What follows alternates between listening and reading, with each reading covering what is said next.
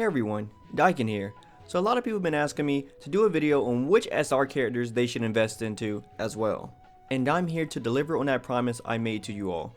It is true, some SR characters can be just as effective and sometimes better in certain situations than the current SSR roster. Like last time, I will break the characters who I think you should invest into by class types.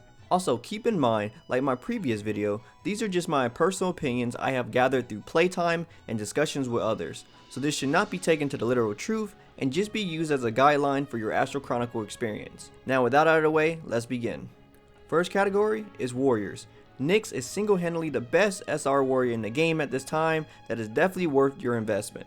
With a kit covering a mix of element neutral and some thunder skills, along with access to a curse, crit debuff, and weak, all in one kit that packs nice AoE damage is pretty amazing. Keep in mind, the Nyx AI can be a bit suicidal at times, as it will sometimes try to act like a tank. Up second is Tanks. As far as tanks go, I would highly suggest you look no further than Rooney Mikami. He has amazing tank passes for sustaining in long fights. He has a unique CC ultimate that locks down the targets in an area that can't be dispelled, all while becoming immune to certain status elements. Investing into his masteries and stacking resistance on him will make him an absolute monster of a threat in both PvE and PvP content. If you don't have Rooney yet, then I recommend Titan Soul. The only reason he's on this list is because of his innate tankiness that requires little to no investment. His first passive increases base strength by 50%, and his second passive increases physique by 20%, which both are great stats for Guardians to have.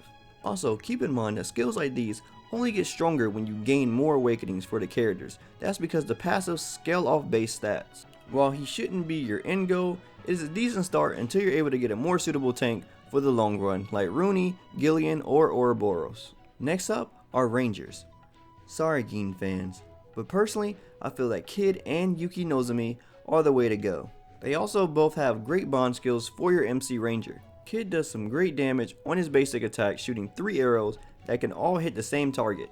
He also has access to a self buff that guarantees crit strikes. Stacking some crit damage on him will surely make him a viable ranger on your team.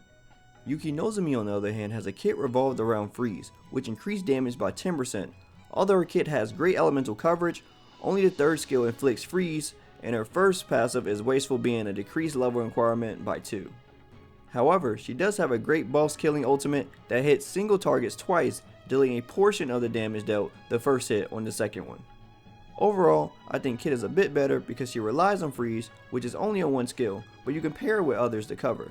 But keep in mind she could be a tremendous help to any team comp with her great elemental coverage. As far as mages, Shay is definitely the character to look into investing in, as well as Mage Gemma for a unique reason. Shay's kit is absolutely amazing for an SR mage. With a kit that covers both water and thunder, she also has access to a large area affecting root, chill, freeze, and even the extreme chill.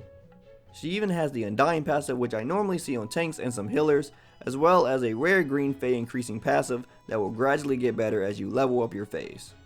As a mage, having some cooldown reduction will be the key to having the most uptime on this high utility kit of hers. She's a great and easy mage to start off with. Mage Gemma on the other hand is on this list for a bit of a different reason. Her talent gives a guaranteed access to Exile from using active skills.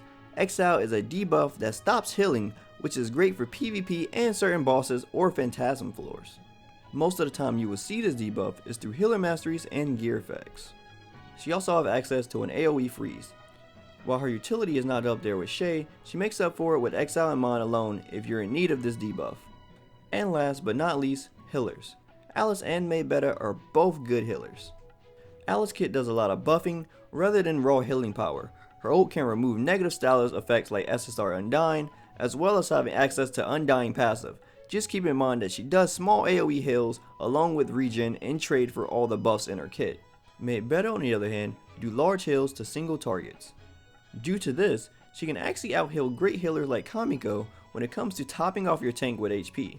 Along with this, she also has a few buffs that retain the healing, as a 20% damage mitigation and 20% more healing all in one skill, along with the regen ability of her own. Not only this, but she increased her innate healing abilities by 10% and by 30% on allies below 20% HP through her passives. Either way, both healers are good and can be used for the long term of the game at the moment. Anyway, that's all I have for this one. If you found this video helpful or have any suggestions for future videos, Let me know in the comments below. Also, if you liked anything I had to say, drop me a like, I greatly appreciate it. And if you want to hear from more from me, follow me on my socials. Also, don't forget to subscribe and turn on notifications so you know when the next video goes live. As always, my name is Daiken, and I'll see you next time. Signing out.